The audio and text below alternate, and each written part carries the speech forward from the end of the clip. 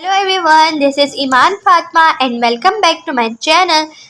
आज के इस वीडियो में हमारा नेक्स्ट टॉपिक है जो कि है नेफ्रॉन के पार्ट्स, यानी कि नेफ्रॉन के कितने पार्ट्स होते हैं हम उनको डिस्कस करेंगे और इनको समझने की कोशिश करेंगे। ठीक है, लास्ट वीडियो में हमने स्ट्रक्चर ऑफ नेफ्रॉन को शॉर्टली समझ लिया था कि एक्चुअल में स्ट्रक्चर ऑफ नेफ्रॉन होता क्या है। तो मैंने आपको थोड़ा रिव्यू करवा दूँ कि जो नेफ्रॉन होता है फंक्शनल यूनिट होता है किडनी का, और हर एक किडनी में 1 मिलियन से ज़्यादा नेफ्रॉन्स होते हैं। उसके अलावा नेफ्रॉन के 3 पार्ट्स होते हैं: Bowman's capsule, collecting duct, roof of Henley, proximal convoluted tubule और डिस्टल कॉन्वोल्यूटेड ट्यूब्यूल। ये सब इनके पार्ट्स हैं। ठीक है, तो अब हम इनके पार्ट्स को डिस्कस करने लगे हैं जो कि आपके बुक में इस तरह से दिए गए हैं, लेकिन मैंने इनके नोट्स बनाए हैं तो मैं आपको उनसे समझाऊंगी। अच्छा, मैं आपको ये बता दूं कि जो बोमेन्स कैप्सूल होता है और ग्लोमेरुलस, इन दोनों को मिलाकर हम रीनल कैप्सूल कहते हैं और उनको मेल्फिजियन बॉडी भी कह सकते हैं।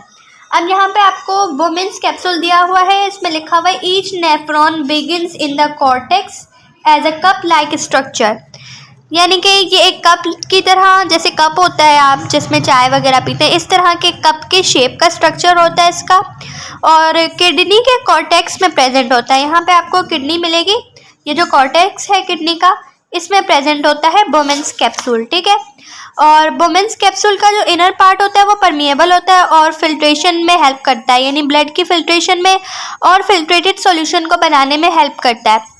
उसके बाद नेक्स्ट यहाँ पे दिया हुआ है ग्लोमेरुलस, यहाँ पर नहीं है लेकिन मैं आपको एक्सप्लेन करूँगी। ग्लोमेरुलस यहाँ पर होता है हमारा, ये आप देख रहे हैं यहाँ पे ग्लोमेरुलस लिखा हुआ है।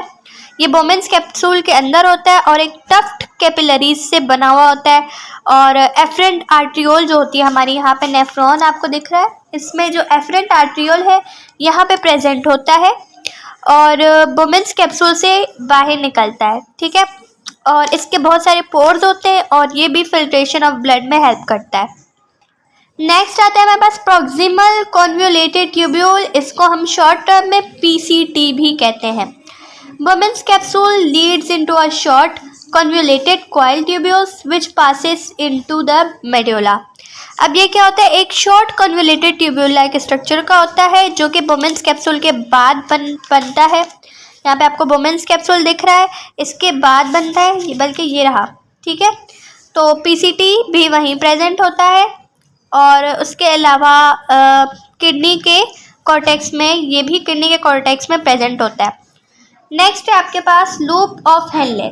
The tubule enter into the medulla, extends into the renal pyramid and makes a U-like tube back into the cortex. ये U शेप का होता है, और किडनी के मेडुला में होता है। मे भी आपके पास यहाँ पर मेडुला हो जी, ये रहा किडनी का मेडुला, इसके अंदर प्रेजेंट होता है loop of Henley, U shape का होता है, और इसके भी 2 ट्यूब्स होते हैं, असेंडिंग एंड डिसेंडिंग, यानी कि एक जाने वाला और एक आने वाला। ठीक है, तो असेंडिंग और डिसेंडिंग ट्यूब्स होते हैं इसके। उसके बाद नेक्स्ट आपके पास आता है डिस्टल कॉन्वोल्यूटेड ट्यूब्यूल, इसको हम शॉर्ट टर्म्स में DCT भी कह सकते हैं। ये भी एक short convoluted tube like structure होता है जो लूप ऑफ हेनले के बाद निकलता है, या आप उसको प्रोड्यूस होना बोल सकते हैं, और ये भी किडनी के मेडुला में ही प्रेजेंट होता है।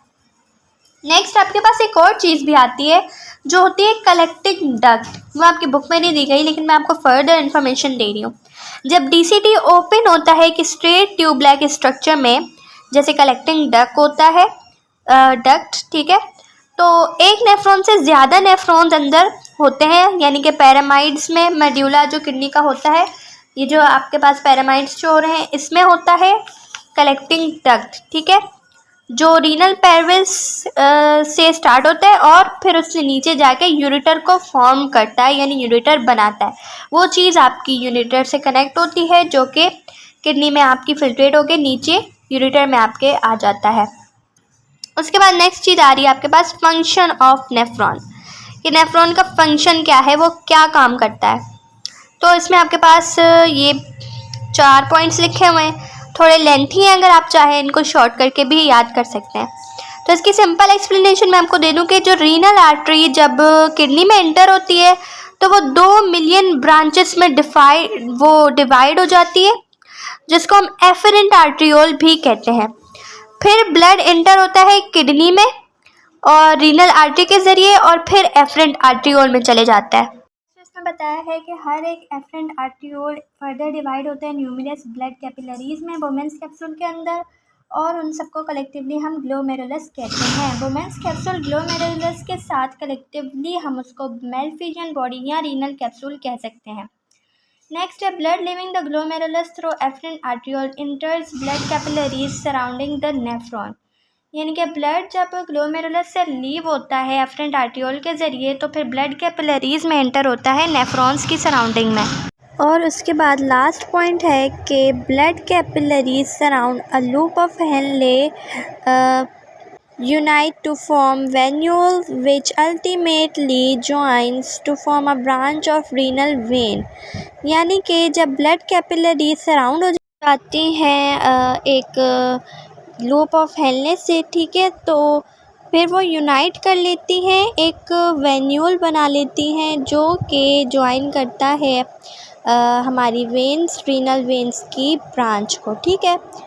सो स्टूडेंट्स, ये था आज का हमारा टॉपिक। आई होप कि आपको समझ में आया होगा, और अगर आपको कुछ समझ में ना आया हो तो आप कमेंट्स करके पूछ सकते हैं। इसके अलावा व्हाट्सएप का ग्रुप डिस्क्रिप्शन में मैंने डाल दिया है जिसमें बायोलॉजी के नोट्स वगैरह अवेलेबल होंगे।